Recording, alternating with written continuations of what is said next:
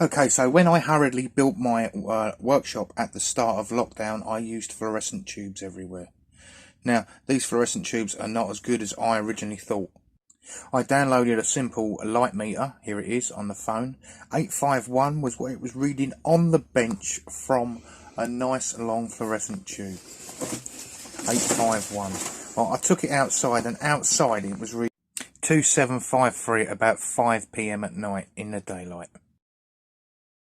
So it's time for an improvement. I'm going to take this old fluorescent tube down and swap it for a twin LED, which should be much brighter, and once it's up and fitted we'll test it with the meter.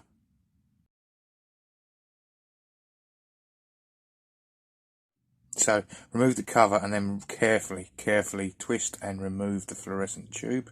I am going to reuse this entire thing above the doorway as I come in. Give me a bit more light over there. So I don't want to break nothing, I want to keep it all good. Repurpose, reuse.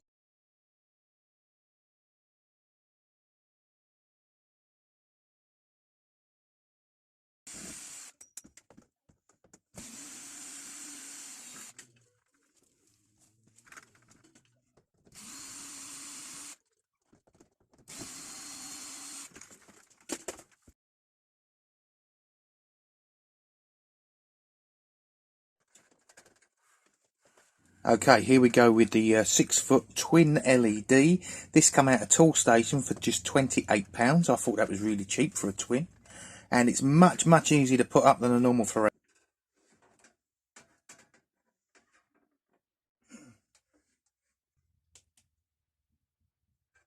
Obviously, I'm screwing this into beams. I know where my beams are because I can still see the screws where I put the plasterboard up. Above my plasterboard is insulation. There is how I done this over on my hand tool restoration channel, and I did lower the temperature in the workshop by 10 degrees by doing the seal. Okay, the wiring on this though, it's not a screwable one. It's where you just push the end of the wires in. Personally, I don't like that all that much, but there we are. Right, on it goes, and it now reads on the lux meter 2622. Now, this is nearly 3 times the brightness, and that is 3 foot away on the bench from the light. So now we move on to, on the left is the light I've just changed, and on the right there's a board actually down the middle of this. On the right is where I use the grinder and the wheels and everything. That's my dirty area. So there is a board right down the middle dividing them, and you can see the difference in the luxes on them. So I'm going to have to change that light on the right for an LED. I'm just going to put a 4-foot twin in and we'll see what it does.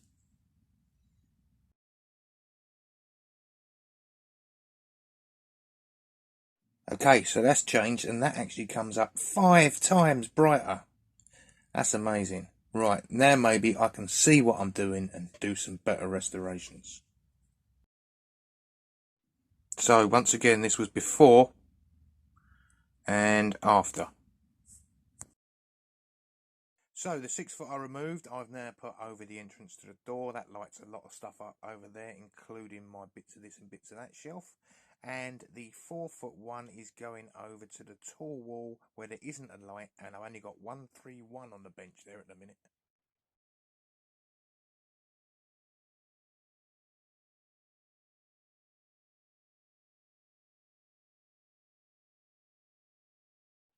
This is a lot more difficult compared to the LED.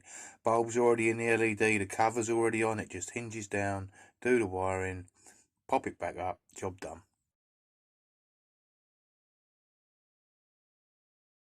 Right, if you just notice how dark that top of the shelf is there behind the light with the torches on.